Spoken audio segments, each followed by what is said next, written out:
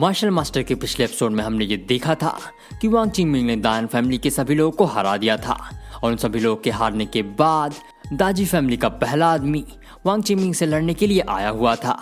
अब उसके आगे तो इस एपिसोड की शुरुआत में हमें उसी कंपटीशन के अंदर का सीन दिखाया जाता है और यहाँ पे हम ये देखते हैं कि उस आदमी की बातों को सुन के वांग चिंगमिंग उसे जवाब देते हुए कहता है कि अगर तुम यहाँ मुझसे लड़ने आए हो तो सिर्फ और सिर्फ लड़ाई करो, बकवास नहीं, समझे। और वांग चिंगमिंग की इस बात को सुन के वो आदमी गुस्से में चिंगमिंग से लड़ने के लिए तैयारी करने लगता है और सारी तैयारी करने के बाद वो वांग चिंगमिंग पे हमला करने के लिए आगे बढ़ने लगता है। वो आगे बढ़ने ही वाला होता है कि तभी उसे एक आवाज़ सुनाई देती है और ये आवाज़ हमारे चिंचन की होती है जो कि उन दोनों को रोकते हुए कहता है कि वांग चिंगमिंग नीचे आ जाओ, इससे तुम नहीं बल्कि चंचू लड़ेगी। और चिंचन की इस बात को सुन के वांग चिंगमिंग थोड़ा हैरान हो जाता है, लेकिन कोई दूसरा चारा ना होने की वजह से चिंगमिंग को चिंचन की बात माननी ही पड़ती है। जिसके बाद चिंचन की बात मान के वांग चिंगमिंग उस कंपटीशन से बाहर आने लगता है।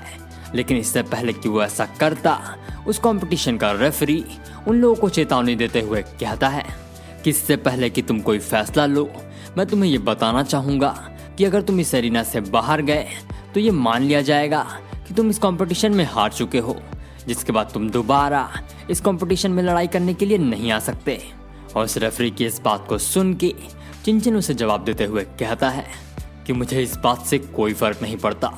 और चिंचन की इस बात को सुन के वांग चिंगमिंग उस एरिना से बाहर आ जाता है और वांग चिंगमिंग के बाहर आते ही चंचू तेजी से दाजी फैमिली के पहले आदमी से लड़ने के लिए जाने लगती है।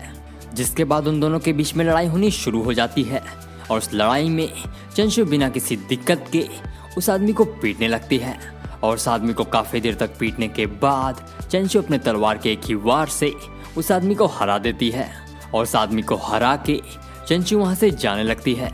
वहीं दूसरी तरफ चंचू को वहाँ से जाता हुआ देख के वो आदमी चंचू के ऊपर बेईमानी से एक हमला करता है।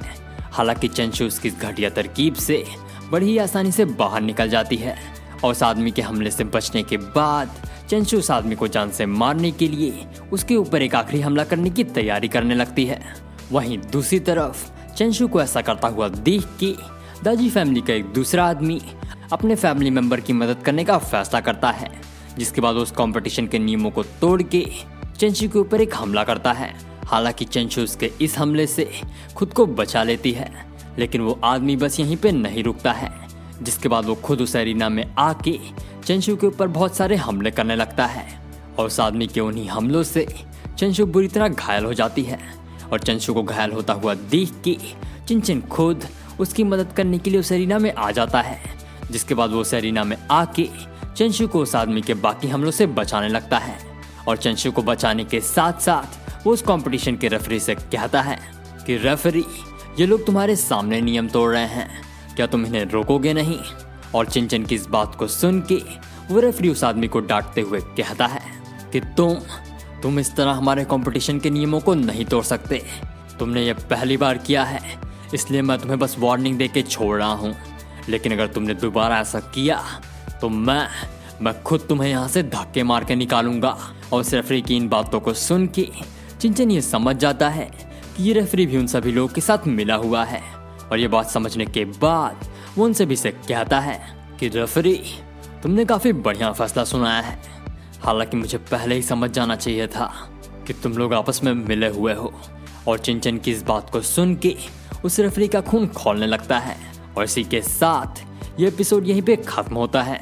वीडियो पसंद आई हो तो इस वीडियो को लाइक और चैनल को सब्सक्राइब करना ना भूलें।